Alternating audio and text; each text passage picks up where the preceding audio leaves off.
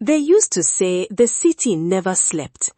But for two girls from a small village who came to the city with nothing but dreams and one battered suitcase, the city was a beast that either swallowed you whole or made you stronger. Amara and Kemi had been best friends since childhood. When they moved to the city, they rented a tiny one-room apartment on the 3rd floor of an old building where the roof leaked whenever it rained.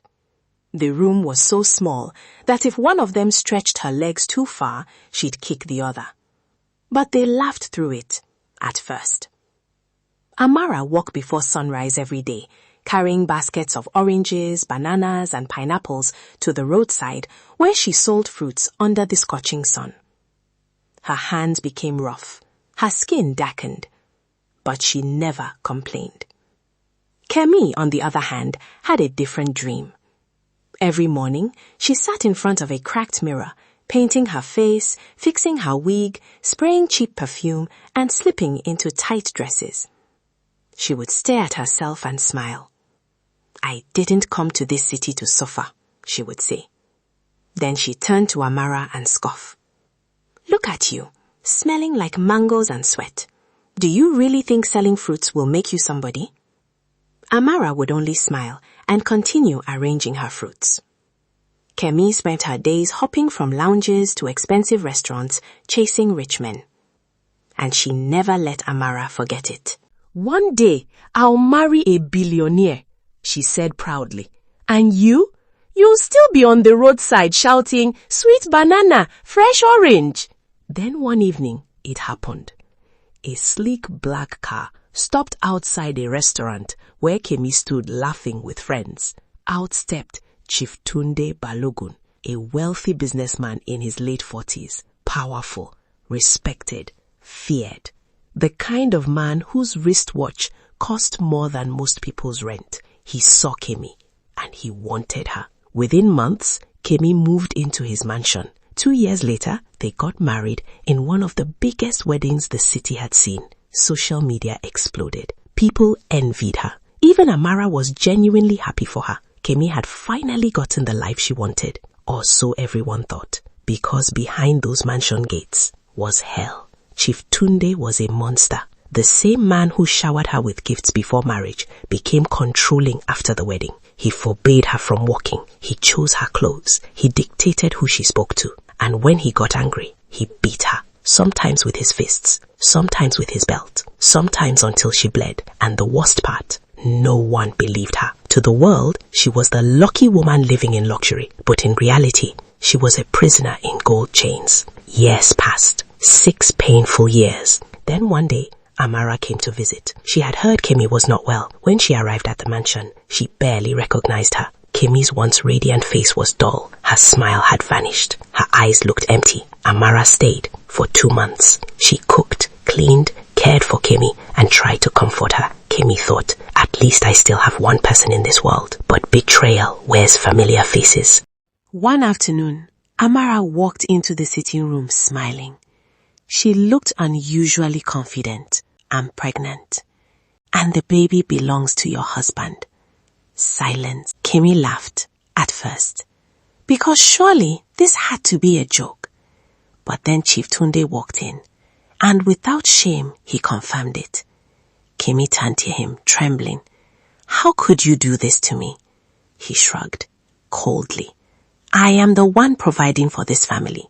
I have the right to do whatever I want. No apology, no remorse, nothing."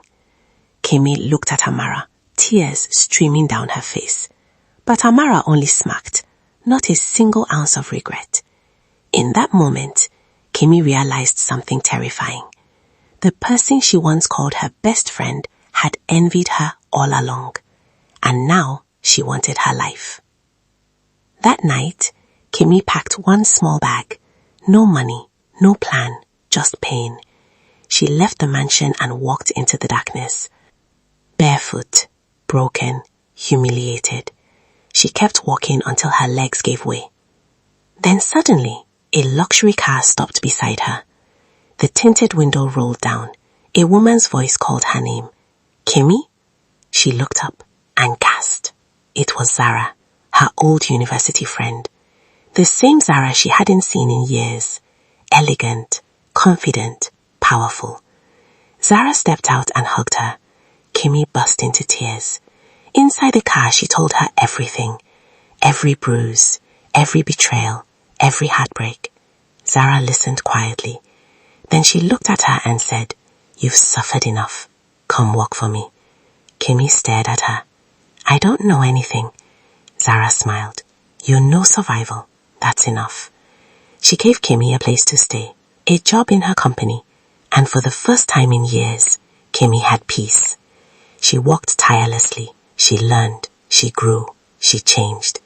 The woman who once chased luxury through marriage now built it with her own hands. 6 years later, Kimmy was no longer the helpless wife of a rich man. She was the owner of one of the biggest beauty and lifestyle companies in the country. Her name was everywhere. Magazines, television, billboards. She had become everything she once dreamed of, but this time on her own terms.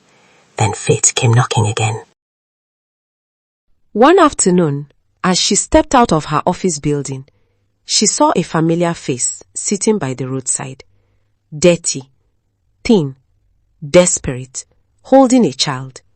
It was Amara. Amara burst into tears. She rushed forward. "Kimmy, please help me." Kimmy said nothing. Amara fell to her knees. "After you left, Chief Tunde abandoned me too. He denied the pregnancy, threw me out. I lost everything." Kimmy reached into her designer bag, pulled out some money, and handed it to her. Kimmy's next words cut deeper than any insult. "This is not because you deserve it." She paused. "It's because I refuse to become like you." Then she turned and walked away, without looking back. As her heels clicked against the pavement, one truth echoed louder than ever. Sometimes life doesn't punish immediately, but when it does, it never misses. And the same city that once broke her, now bowed at her feet.